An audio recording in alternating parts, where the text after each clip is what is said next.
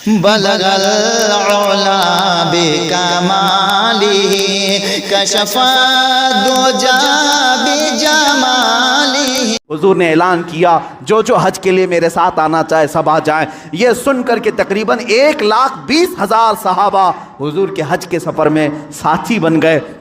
मेरे आका तशरीफ़ लाए मक्का मुकर्रमा। यह हुजूर का आखिरी हज था जिसमें खुतबतुल विदा हुजूर सल्लल्लाहु ताला अलैहि वसल्लम ने हज्जतुल विदा का खुतबा दिया, आखिरी खुतबा दिया। वो आखिरी खुतबा पूरे दुनिया वालों के लिए दस्तूर है, एक लॉ है, एक ऐसे कवानीन से जमा किया है। उसी में हुजूर ने औरतों के हुकूक बयान किए, बच्चों के, बूढ़ों के, मजदूरों के, गरीबों के, पड़ोसियों के, हर एक के हुकूक उस एक खुतबे में मेरे आका ने बयान किया। हराम माल से बचने की तलकीन की, सूद से बचने की तलकीन की, और फिर घमंड तकब्बुर करने से बचाया। हुजूर ने फरमाया तुम सब आदम की औलाद हो, एक दूसरे पर फ़ख्र ना करो, काला गोरे पर, गोरा काले पर, अमीर गरीब पर, गरीब अमीर पर, बल्कि मेरे आका ने फरमाया तकवा जिसके पास है वो अल्लाह के नज़दीक मोहतरम है। यह आखिरी खुतबा हुआ। उसी खुतबे के बाद मेरे आका ने अपने सहाबा से कहा अल्लाह ने अपने बंदे को इख्तियार दिया है कि दुनिया चाहे तो दुनिया ले लो या अपने रब के पास जो चाहे वो ले लो। उस बंदे ने अल्लाह के पास रहने को कबूल कर लिया है। ये बातें थी जो इशारा दिया मेरे आका ने कि अब रसूल पाक ज़्यादा दिन तक उनके साथ ना रहेंगे। मुहर्रम का महीना था जब मेरे आका पलटे मदीना तैयबा। बीमारी ने जकड़ लिया, सफ़र का महीना पूरी अलालत में गुजरा। इस तरह की अलालत थी, इस तरह का बुखार था कि हुजूर पाक सल्लल्लाहु ताला अलैहि वसल्लम को बाज़ औक़ात सहाबा दोनों कंधे पकड़ करके मस्जिद में लाते थे। हुजूर पाक सल्लल्लाहु ताला अलैहि वसल्लम के पैर भी ज़मीन पर नहीं टिकते थे। इस हालत में हुजूर मुसल्ले पर आए और अपने सहाबा को देखकर मुस्कुराते भी रहे, नमाजें भी पढ़ाते रहे। फिर यही रबीउल अव्वल शरीफ का महीना आया।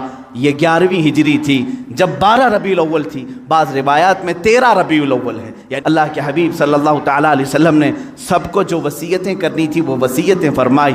माँ आयशा सिद्दीक़ा के हुजरे में आराम करते रहे। अल्लाह के नबी सल्लल्लाहु ताला अलैहि वसल्लम को बुखार शिद्दत का था, बार बार मिसवाक तलब करते थे या पानी के छींटे चेहरे पर मारते थे और फिर कहते थे ये सकरात, ये नज़ा का वक्त कितना शदीद होता है, कितना शदीद होता है। माँ आयशा कहती हैं अचानक मैंने देखा दरवाज़े पर किसी की दस्तक हो रही है। मैंने कहा अल्लाह के रसूल आराम कर रहे हैं। हुजूर ने फरमाया आयशा वो कोई और नहीं मलकुल मौत इज़राइल है, वो किसी के आने के लिए इजाज़त नहीं मांगता।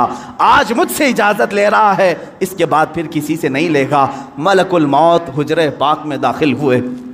हुजूर पाक सल्लल्लाहु ताला अलैहि वसल्लम माँ आयशा सिद्दीक़ा के जानू पर सर रख कर आराम कर रहे हैं। मलकुल मौत ने इजाज़त तलब की, आका हुक्म हो तो आपकी रूह पाक को मैं निकालूं, अल्लाह के हुजूर ले जाऊं, आपके रब्बे आला के जिलों में ले जाऊं। रसूल पाक सल्लल्लाहु अलैहि वसल्लम ने उससे पहले जानते हो क्या पूछा था? मेरा दिल दर्द करता है। मलकुल मौत से सिर्फ इतना पूछा, ये वो वक्त होता है नज़ा का वक्त जिस वक्त बाप अपने बेटे को भूल जाता है, भाई बहनों को भूल जाता है, बल्कि अक्सर तो लोगों को अपना नाम तक याद नहीं होता। सकरात के वक्त जाओ लोगों के बिस्तरों के पास, हम कलमा पढ़ाते रहते हैं, कलमा आता नहीं, लोग बोल नहीं पाते। ये वो हालत होती है नज़ा की। लेकिन उस वक्त मेरे आका सल्लल्लाहु अलैहि वसल्लम मलकुल मौत से यूँ कहते हैं, ऐ इज़राइल ये जो नज़ा का दर्द है, क्या ये दर्द मेरी उम्मत को भी दिया जाएगा? क्या ये सकरात का दर्द मेरी उम्मत को भी दिया जाएगा? मलकुल मौत ने कहा मौत से पहले हर एक को सकरात से गुजारा जाएगा। मेरे आका रो पड़े, वाह उम्मती ही, वाह उम्मती, है अल्लाह मेरी उम्मत, है अल्लाह मेरी उम्मत, क्या वो नज़ा और सकरात को बर्दाश्त कर पाएगी? रब ताला ने हुक्म दिया, है हबीब आप गम न करें, आप अपने उम्मतियों को ये बशारत दें कि जो हर नमाज के बाद आयतल कुर्सी पढ़ता रहे है वो दुनिया में रहेगा, उसकी रूह अल्लाह फरमाता है मैं खुद कब्ज़ करूँगा, उसे एहसास ना हो। रसूल पाक सल्लल्लाहु ताला अलैहि वसल्लम हज़रत आयशा से बात कर ही रहे थे, आखिरी जुमले मेरे आका के अस्सलात अस्सलात, नमाज नमाज, और तुम्हारे हाथों के नीचे जो मजदूर हैं उनका ख्याल करो। इतना कहा और हुजूर पाक ने हमेशा के लिए अपनी आंखें बंद कर ली। मेरे आका के लबहाए मुबारक बंद हो चुके थे। हज़रत आयशा कहती हैं मैं बात करती रही, मैं ये सोच रही थी कि हुजूर अब बोलेंगे, तब बोलेंगे। काफ़ी इंतज़ार के बाद भी हुजूर बोल नहीं रहे थे। अब वो कभी नहीं बोलने वाले थे ज़ाहिरी अल्फाज। अचानक अबू बकर सिद्दीक हुजरे में आए। हज़रत आयशा बातें कर रही थी। हज़रत अबू बकर सिद्दीक ने देखा, पेशानी मुबारका को बोसा दिया और इन्ना लिल्लाहि व इन्ना इलैहि राजिऊन पढ़ा। हज़रत आयशा ने पूछा, क्या हुआ बजान? कहा, बेटी तुझे मालूम नहीं, तुम्हारे सरताज, तुम्हारे रफ़ीक़ हयात, हम सब के आका व मौला अपने रब्बे आला के हुजूर जा चुके हैं। हज़रत आयशा कहती हैं, पहली मर्तबा मैंने किसी को अपने सामने रूह कब्ज़ होते देखा। मैं तो ये महसूस कर रही थी कि हुजूर बुखार की वजह से चुप हैं, फिर बोलेंगे। सैयदा कायनात फ़ातिमतुज़ ज़हरा सलामुल्लाह अलैहा आई। वो ख़ानदान में तन्हा बाकी थीं। हुजूर की सारी औलाद उनके सामने फौत हो चुकी थी। हज़रत फ़ातिमा अकेली रह गई थी। हज़रत फ़ातिमा ने हुजूर पाक के जिस्म नाज को देखा तो कहा, ए बारे इलाहा, ज़िंदगी में आज से पहले या आज के बाद इससे ज़्यादा कठिन दिन मुझ पर कभी नहीं आया। फ़ातिमा पर इससे ज़्यादा बोझल दिन कभी नहीं आया जब फ़ातिमा ने अपने अजीज़ जान बाप को अपने सामने मौत की आगोश में देख रही है। रसूल पाक सल्लल्लाहु ताला अलैहि वसल्लम के सहाबा ने मेरे आका सल्लल्लाहु ताला अलैहि वसल्लम की एक के बाद दीगरे ज़ियारत की। सहाबा की क्या कैफियत रही। 14 सदियों के बाद आज हम रोते हैं मेरे आका की वफ़ात को सुनकर। वो आफ़ताब आलम हमारे दरमियान से रूपोश हुआ, वो महताब रिसालत गुरूब अगरचे हुआ, लेकिन आज भी जब वाक़यात सुनते हैं तो रोते हैं। सहाबा की क्या कैफियत रही हुई? यही कैफियत थी। हज़रत उस्मान तो किसी से बात करना ही छोड़ चुके थे। उन्हें कोई उठाता तो उठते नहीं, बिठाता तो बैठते नहीं। हज़रत उमर का हाल ये था कि वो नंगी तलवार निकाल कर कहते, खबरदार, अगर कोई कह दिया कि मेरा रसूल इंतकाल कर गया, मैं उसकी गर्दन उड़ा दूंगा। मेरे हबीब का इंतकाल नहीं हुआ, वो अपने रब से मिलने के लिए गए, वापस आएंगे। हज़रत उमर मदीने में इस तरह घूम रहे थे। अज़ीज़ान गिराम वक़ार, रसूल पाक सल्लल्लाहु ताला अलैहि वसल्लम पीर के दिन इंतकाल फरमाए और बुध के दिन तक आपका जिस्म मुक़द्दस रखा गया।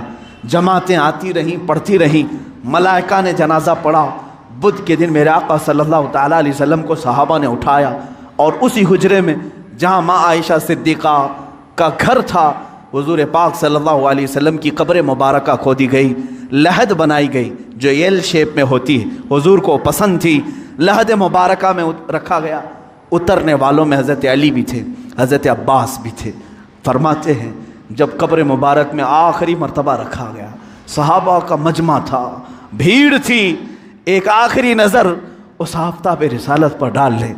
लेकिन अचानक लोगों ने देखा कब्र की तख्तियाँ बंद करने से पहले रसूल पाक के होंठ हिल रहे थे।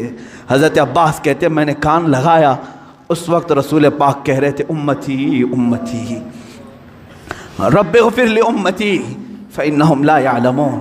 ऐ मौला मेरी उम्मत को माफ़ कर दे, वो मुझे नहीं पहचानती। ऐ अल्लाह मेरी उम्मत को माफ़ कर दे, वो मुझे नहीं पहचानती। यह आखिरी जुमले कब्र अनवर में रखने के बाद रसूल पाक के, ऐ उम्मतियों, क्या हमने रसूल पाक का हक़ अदा किया है? क्या हमने उनको साल में एक मरतबा याद करके ये सोचा कि उनको के रात के खड़ी हुई इबादतों का हमने सिला दे दिया? कभी नहीं हो सकेगा, कभी नहीं हो सकेगा। कब्र मुबारका बंद कर दी गई, हमेशा के लिए बंद हो गई, लेकिन लहद का वो टुकड़ा अर्श आज़म से भी अफजल बना। नफस गुम करदा मी आयत जुनेदो बायसीदी जा। वो कब्र अथर आज भी हम मुसलमानों के रूह की ठंडक है। वो हरा गुंबद जो रसूल पाक के मस्कन के ऊपर अपनी जगमगाहट बिखेर रहा है, वो करोड़ों आशिकों की आंखों का तारा बना हुआ है, हमारे दिल का सुकून है। ऐ मेरे अजीज़ों, आज हम जिएंगे तो इसी उम्मीद के साथ, इसी आस के साथ। मेरे आका ने आखिरी वक्त ये भी फरमाया था, जो जिससे मोहब्बत करेगा दुनिया में, क़यामत के दिन उसी के साथ उठाया जाएगा। अगर तुम आज अपने नबी पर जान और माल, अपने माँ बाप फिदा करने की बात करते हो, खौफ न करो, कल हम उठाए जाएंगे तो हमारे आका के साथ उठाए जाएंगे, हमारे रसूल के साथ उठाए जाएंगे। लेकिन जो लोग मगरिब के दिलदादा हैं और दूसरों की कैरेक्टर को अपना करके अपने आप को तबाह बर्बाद किए हैं, उनको मुबारक हो, वो उन्हीं लोगों के साथ उठाए जाएंगे जो फ़िरौन, हामान, शद्दाद, कारून, अबू जहल, अबू लहब, इन गुस्ताखों के साथ उठाए जाएंगे। अल्लाह रब्बुल इज़्ज़त मेरे रसूल की ज़िंदगी पाक को जब तक रखा 63 साल वो रहमत थे, और आपकी वफ़ात भी उम्मत के लिए रहमत ही है, रहमत ही है। और अल्लाह ताला उनकी बरकत से उम्मत को अजाब देने से महफूज रखा है।